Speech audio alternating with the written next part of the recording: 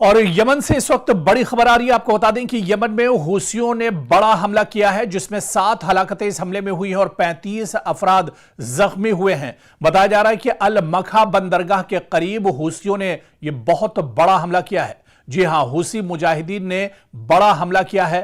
المخا بندرگاہ کے قریب یہ بڑا حملہ کیا گیا ہے اور حوثیوں کے اس حملے میں 7 لوگ مارے گئے ہیں جبکہ 35 لوگ زخمی بتائے جاتے ہیں۔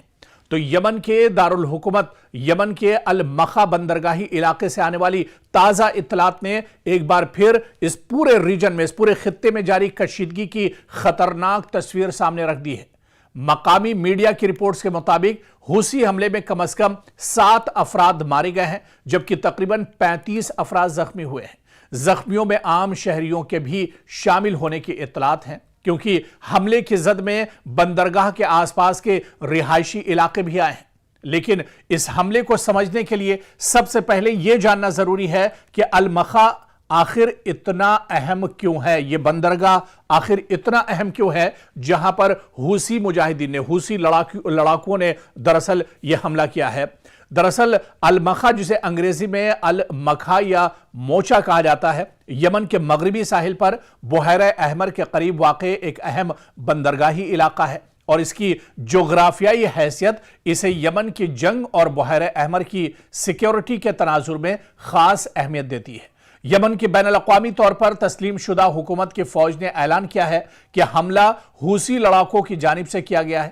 مقامی میڈیا نے طبی ذرائع کے حوالے سے بتایا ہے کہ حملے کے نتیجے میں تقریباً 35 افراد زخمی ہوئے ہیں۔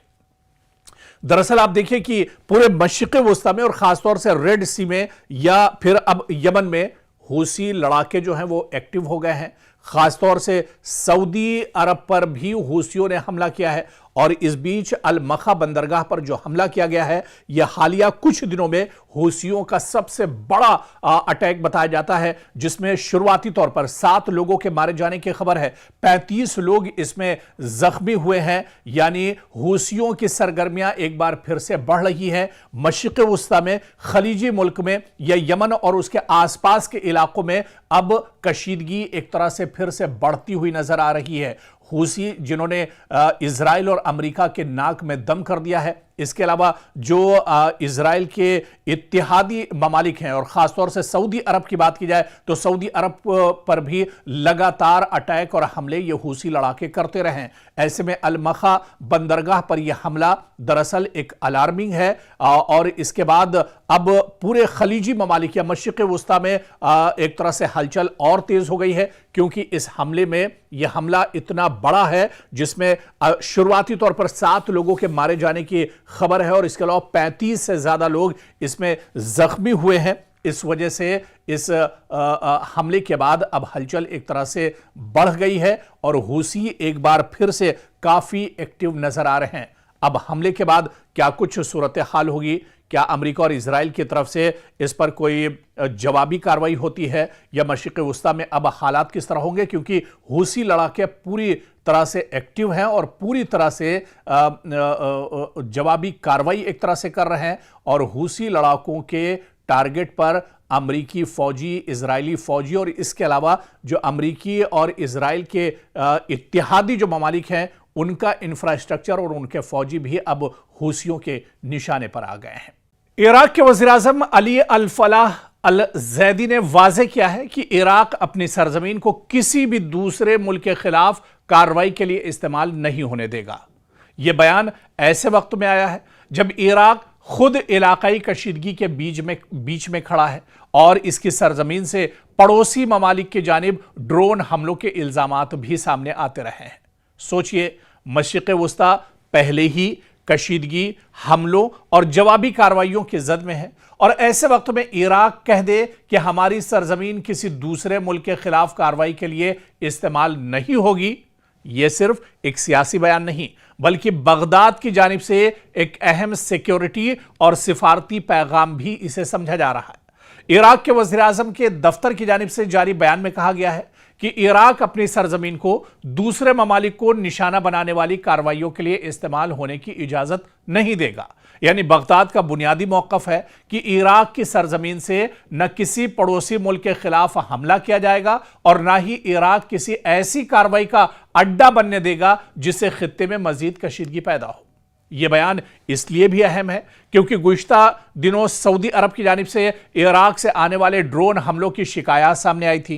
इराकी हुकूमत ने इन इल्ज़ामात की तहकीकात का हुक्म भी दिया था और कहा था कि अगर किसी इराकी फरीक के मुलव्विस होने का सबूत मिला तो कानूनी कार्रवाई की जाएगी। दरअसल इराक की जोग्राफियाई जो उसकी हैसियत है, जो उसका महल वक़ू है, जिस तरह से जहाँ पर वो एक तरह से है, उसकी जोग्राफियाई हैसियत इसे मशरिक़ वुस्ता की सियासत में इंतहाई हसास मुल्क बना देती है।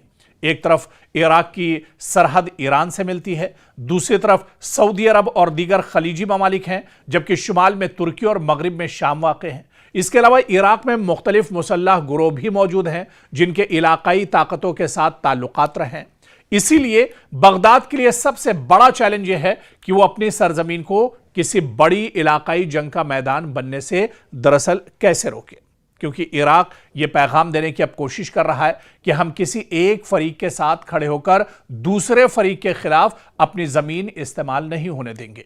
यही वजह है कि इराकी हुकूमत गुज़िश्ता कुछ अरसे से बार बार अपनी खुद मुख्तारी और इलाकाई सलामती पर जोर दे रही है। इससे पहले भी इराकी हुकूमत ने वाज़ेह किया था कि इसकी सरजमीन से पड़ोसी ममालिक के खिलाफ हमलों की इजाज़त नहीं दी जाएगी। अक़वाम मुत्तहिदा के रिकॉर्ड में भी इराक के इस मौक़िफ़ का जिक्र मिलता है कि वो अपनी सरजमीन से पड़ोसियों के लिए ख़तरा पैदा होने नहीं देगा। लेकिन यहाँ एक बड़ा सवाल भी मौजूद है, क्या बगदाद इस पॉलिसी को अमली तौर पर नाफिज भी कर सकता है? यह सवाल बहुत अहम है। यह मामला आसान नहीं है क्योंकि इराक में रियासती सिक्योरिटी फोर्सेस के साथ साथ मुख्तलिफ मुसल्लह गुरोह भी असर व रसूख रखते हैं। माजी में इराक से अमरीकी अहदाफ और खित्ते के दीगर मकामात पर ड्रोन और रॉकेट हमलों के वाक़यात ने बगदाद के लिए यही मुश्किल पैदा की है कि हुकूमत की पॉलिसी और ज़मीन पर मौजूद मुसल्लह गुरोहों की कार्रवाइयों के दरमियान दरअसल फ़र्क को कैसे ख़त्म किया जाए। क्या यह सीधा सीधा इशारा है इराक का अमेरिका के लिए कि वो अपने अड्डे यहाँ से ख़त्म करे, अपने जिस तरह से वो इराक का इस्तेमाल ईरान पर हमले के लिए करता है, दूसरे और ममालिक पर हमले के लिए इराक का इस्तेमाल करता है। ऐसे में इराक ने अब ये इशारा कर दिया अमेरिका को कि अमेरिका अब इराक छोड़कर चला जाए और वो अब अपने मुल्क को किसी दूसरे मुल्क या पड़ोसी पर इस्तेमाल होने के लिए एक तरह से इजाज़त नहीं देगा। यानी एक बहुत बड़ा अमेरिका के लिए झटका है ये बयान। अगर आने वाले दिनों में इस बयान पर इराक में अमल किया जाता है तो एक बहुत बड़ा झटका मशरिक़ वुस्ता में अमेरिका को लग सकता है।